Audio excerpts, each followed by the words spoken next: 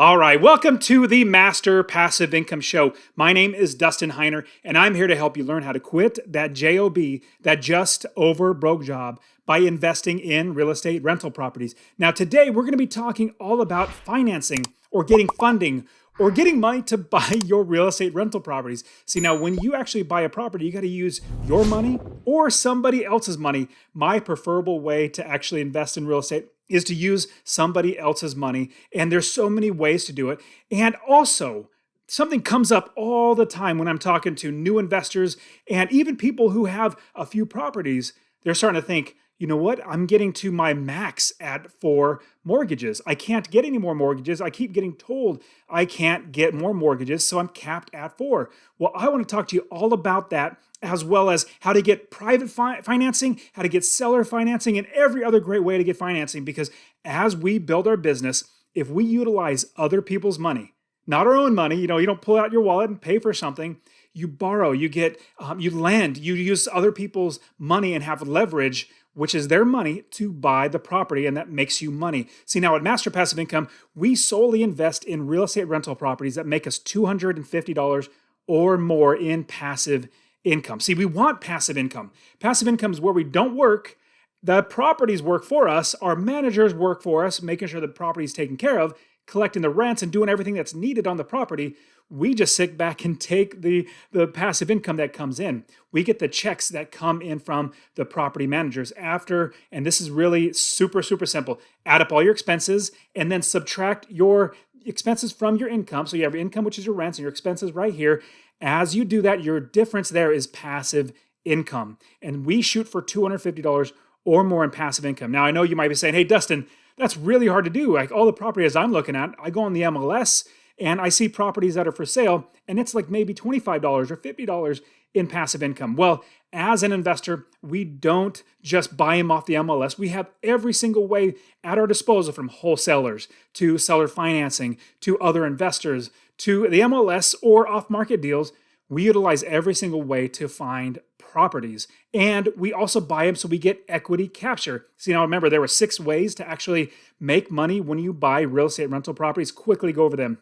Number 1, passive income. We just talked about that. Equity capture. We buy it for less than it's worth, and we capture that equity. If it's worth $100,000, but we buy it for $80,000, we capture $20,000 in equity. The third way is if we have forced appreciation, where we fix it up. We make it worth more because it's better value of the home, because it's, nicer paint and new flooring. Then the value of it, the whole property, gets boosted up because we have made the property better. There's also market appreciation just over time. We know it actually goes up just because time and inflation. But then also we have tax benefits. 1031 exchange, one of my favorites, literally my favorite thing of tax benefits outside of the 1031 exchange, outside of writing off every expense because it's a business.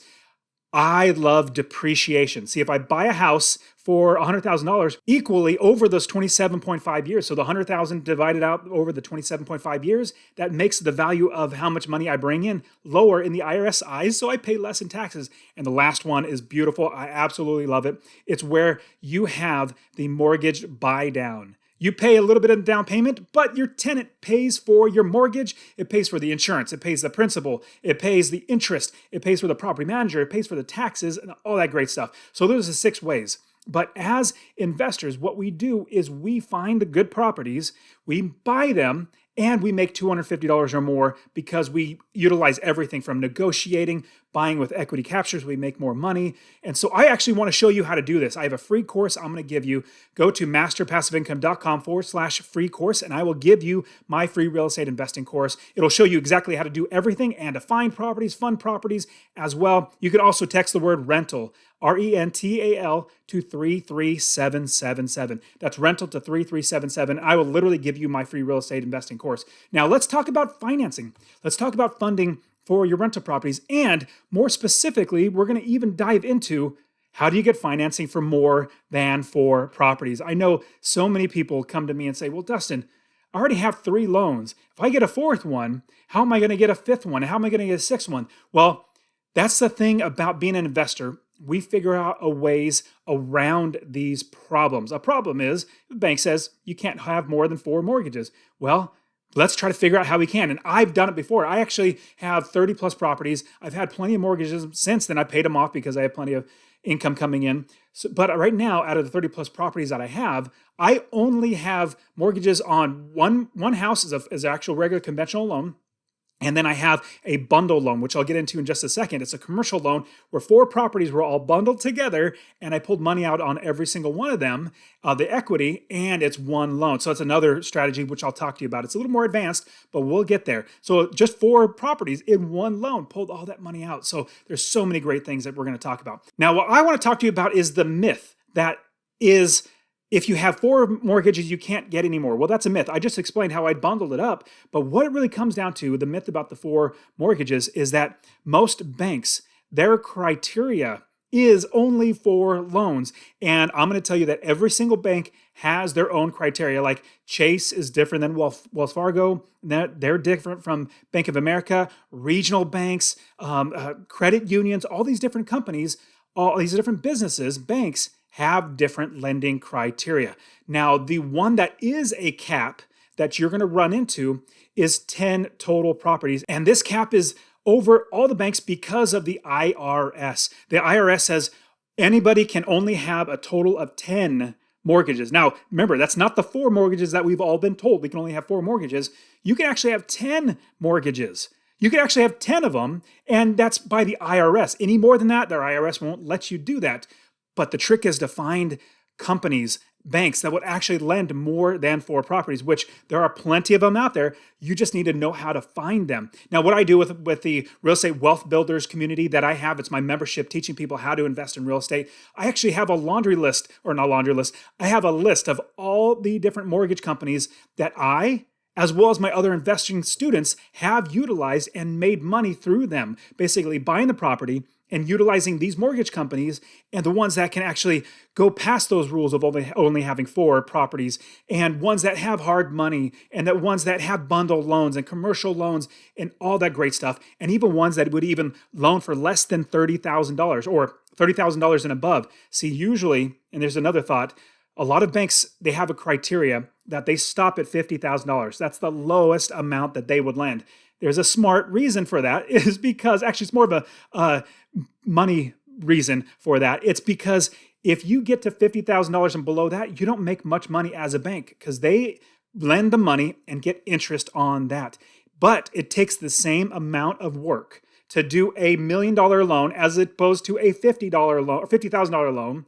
And in that, they lose so much money because they're not making that money. They'd rather do loans of $1 million because then they make a lot of money rather than $50,000, which takes a lot more time and work and something they have to worry about as a headache. But there are companies that lend for $30,000 and above. So they dip down even below that. So you absolutely can do that. Now, if you're going to look into getting financing, most mortgage companies, what they do is they're a clearinghouse, kind of like they're underwriters, but then they sell it off to the government, the Fannie Mae or Freddie Mac. You may have heard those terms. Those are basically government organizations that actually buy the loans from these banks, and they pay the bank some money, and then the bank just manages that loan. And I've probably owned, 30, 40 homes in my lifetime with mortgages.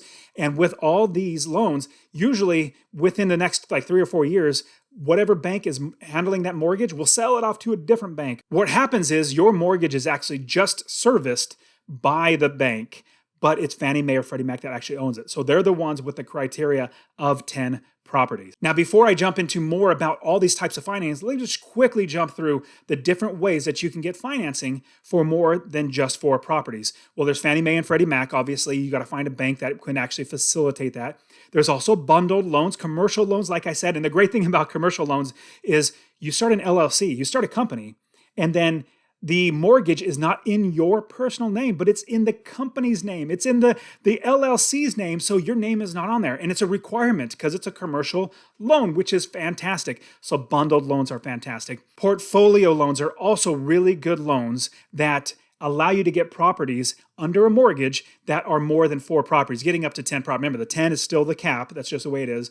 And I'll give you a pro tip in just a second on how to get past the 10. I'll give you that too. It's a little sneaky. It's not really sneaky. It's actually, I'll get into it in just a second. So what you're going to use is a portfolio loan or a bundled loan. You could even get seller financing. That's a whole nother great option. I love buying properties with seller financing. Seller financing is fantastic. And basically what it comes down to is whoever owns the house is actually going to sell you the property, but they're going to be the bank. You're going to be paying them over time, just like a bank. They're going to get interest. They're going to have terms and everything like you would, just like with a mortgage, but they're going to make so much more money. There's a reason why banks are filthy rich and bankers are filthy rich, is because that's where the money's at. If you lend money, you make so much more money. And so when you become an owner doing seller financing, you make a lot of money. And I actually have sold houses with seller financing. I love that because I don't have any headaches. I don't have any worries. I don't have any expenses. I just make money just like the bank would. Two other ones that I want to give you are hard money loans. Now, hard money loans, a lot of people might think, oh man, hard money. Is that like Jimmy the Wolf? He's going to give me like $50,000 and then break my kneecaps if I don't pay him back and, take my kids away and all that. No, it's not like that. These are actually companies that are lending their own private money and putting a lien against the property. If you don't pay, they take the property away from you. So they make sure it's a good deal. That's one good thing about hard money is they know real estate businesses. They know, okay, you're going to do a rental property. Let's make sure you're going to make money. Let's make sure you're not going to do this wrong, because they're insuring their investment and you are their investment. They're investing in you. Now that's tied down to the property because they could take that if you just stop paying them. But what happens is they're looking at you as being able to run the business well and then make their money back. Now, there's a lot of things about hard money. Check in the description. I have lots and lots of videos on financing and hard money. You definitely want to watch the hard money lending episode because there's so much information in there, points and fees and all that good stuff. The last one I want to give you is private money, or friends and family, people that you know. Now, here's what I did. When I got private money, I've got plenty of private money. In fact, I have so many people, because I'm an investor, because I have master passive income.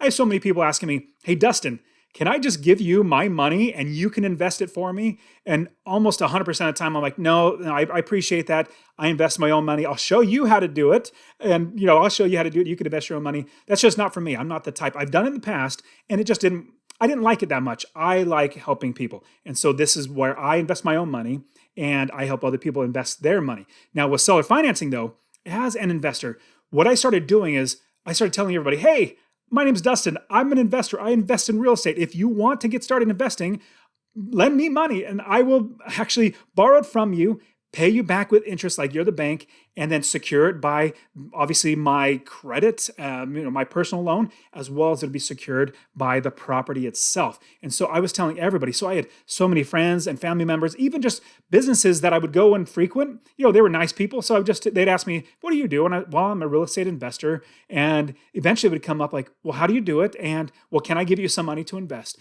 That's the best thing about networking is, as an investor, you're going to get so many people wanting you to buy their house, want to rent the house from you, or give you money, or sell the house to you. All these sort of things about networking is the best thing you can do for financing. Because once you have a network of people around you, business just gets easier and easier. Trust me, I know at the beginning, I was keeping it a secret because I still had a job. My whole goal was to quit my job. But I still had a job. And even with that job, I was not telling anybody because I didn't want them to know my business and be like, hey, you're fired because you're doing something on the side, which they couldn't have done that, or I don't think they could have. Long story short, I kept it a secret for a very long time. It made my business so much harder than it possibly should have been. In fact, when I started telling more people about it, even people at my work, I had so many people asking me, how are you doing that? Or can I give you money to invest? And so I strongly suggest look for private money outside of yourself, outside of banks and institutions. Talk to people that you know. Just let them know that you're an investor and just give them opportunities. I'll give you a quick hint about how to approach private money. You let them know that you're an investor, but that I'm going to show you, this is what I would say, or what I do say, I'm going to give you this deal. This is a deal. It's a great opportunity. And here are the numbers. Let me walk you through it. I'm not just going to go up to him and say, hey, in the future, I'm going to buy some real estate. You want to give me money? I would not say that. Don't say that. Strongly suggest don't say that. What you do is you just put a little seed in the ground saying, I'm an investor. I invest in real estate. And then that's one conversation. And then maybe, 2 or 3 weeks, 4 weeks down the line, hey, I'm an investor. Hey, you should hear about this deal that I got. It's such a great deal. Boom, boom, boom, boom, boom. They might be thinking, oh, wow, that's interesting. And then maybe 3 weeks later, you talk to them about it again. But then eventually, if they say, I might be interested. Then you say, okay, well, I don't have any deals right now, but when I do have a deal, I'll bring it to you and you tell me what you think. Now, let me give you a huge tip on how to get more than 4 mortgages. Now, here's the pro tip. You can only have 10 mortgages on your credit, on your social security number, basically on you. But if you have a partner or if you have a spouse, they can have 10 of their own. So like I would have 10 of my own. My wife would have 10 of her own. So we'd have 20 mortgages, but we obviously own them both.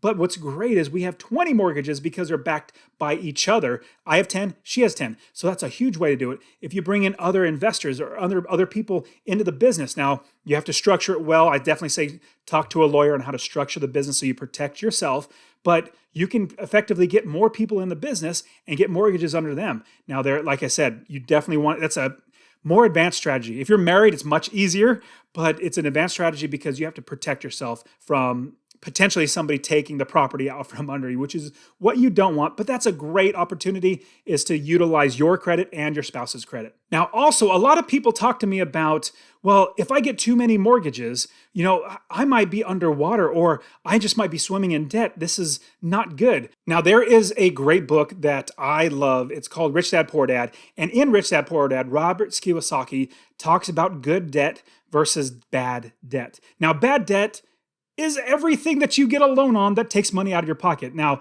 your house that you currently live in, that you're not making any money, you're not renting out a room, it's not Airbnb, it's not a rental property, that is bad debt. The reason why is because it's taking money out of your pocket. Good debt is you get a loan for a house, and that house you rent out, you make money in passive income. That's good debt because it puts money into your pocket. Now, we're all taught that a liability is something that is detrimental to us, and an asset is something that is a benefit to us. Like your banker, a mortgage broker, is going to tell you, yeah, your home is an asset.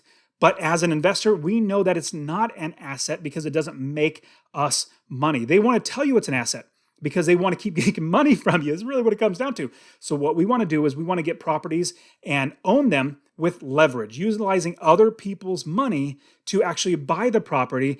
And that property becomes an asset. It's backed by a loan that we're borrowing from somebody else, but we're making passive income. So track with me here.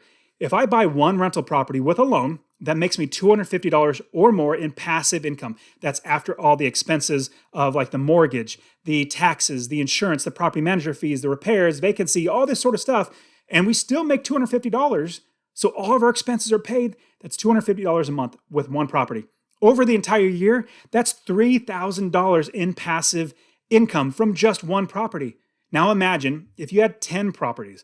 With 10 properties, you're actually going to have $2,500 or $2,500 a month in passive income. And each year, you're going to get $30,000 in passive income.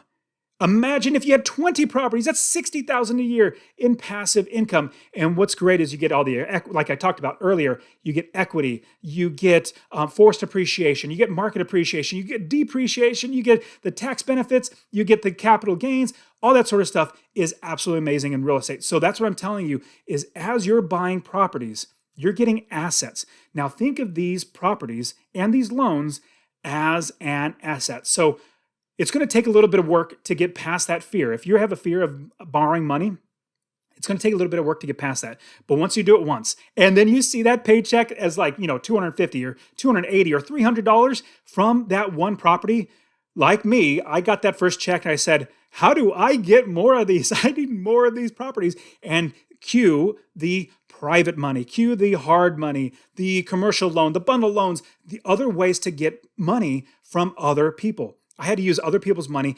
I'll give you a little bit of insight. It's also an advanced strategy, a very, very advanced strategy. I even used a credit card to buy properties. I did. Now, it's an advanced strategy like I told you, but when I got the credit card, usually, you get those ads for credit cards. They say, hey, 0% borrow from the card, like a balance transfer or cash out, 0% for a year. And then it jumps up to like 24%, which you don't ever do. This one credit card I got, I guess I had a really good credit. They sent to me, it said 0.13% for the life of the cash out. So I could literally cash out the entire amount and only pay 1.3 or something, or sorry, 0.13. It was under 1%. I said, that's cheap money. They're like just giving this away. So I pulled out $14,000 and I bought properties with it. And over time, I paid it off and I own the properties and I don't have the credit card anymore. Again, that's an advanced strategy, which all my students at Master Passive Income in the Real Estate Wealth Builders, we know how to do that. And so it's an advanced strategy, but it's something you can do. It's an option. We just figure out every single way to actually get financing and funding for our properties. Now, I also want to talk to you a little bit about how some people say you can buy properties with low and no money down. Now, I've been investing for a very long time, and I've seen all of the ways that potentially you could no money down buy properties. I'm going to say that it is possible. It's very possible to buy properties with low and no money down.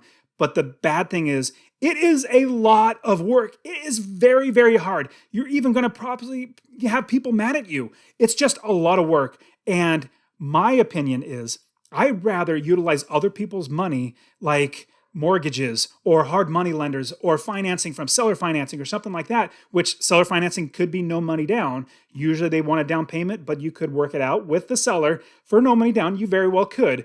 But those no money down deals, and there's a reason why I don't teach no money down deals.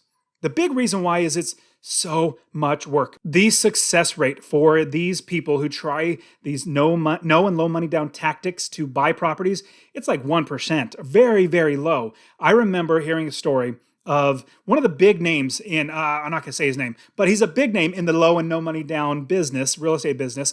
And it was a big conference, huge, huge conference. And it was packed. Lots and lots of people, I don't know, maybe 300-400 people in there who are fans of this guy. He said, show of hands, how many of you have done more than 2 or 3 deals with a no and low money down tactic? And these people have been doing it for a long time. Nobody but one person raised their hands. Out of 400 or 500 people, one person raised their hands. And this guy was very diligent, worked hard, did it over and over again.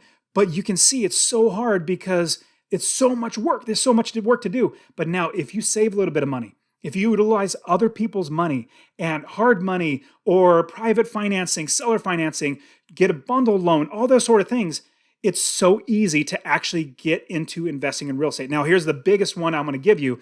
If you have any desire to use an FHA loan, I would absolutely encourage you to do so. Now, here's what it is. Now, when I say an FHA loan, it's a Federal Housing Administration loan. What's great about the FHA loan is that you can buy a house and only put 3.5% down. This is a very low money down. Now, if you live in an area that the houses go for maybe $100,000, $150,000, well, let's just make it easy numbers.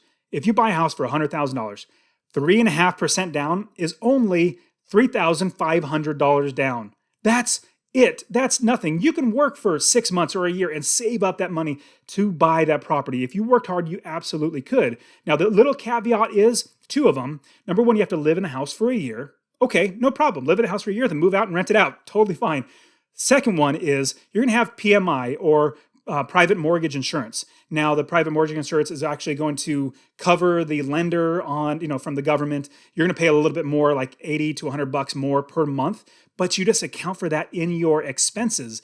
And as you're adding up all the expenses, put that one in there. Now, the great thing is when you refinance it and you have 80% loan to value of the home, let's say it's worth $100,000, but you only owe $80,000, that PMI drops off. You don't have the PMI anymore because you have a 20% amount of equity in there. So here's my suggestion. If you're getting started, which I love having real estate rental properties with an FHA loan.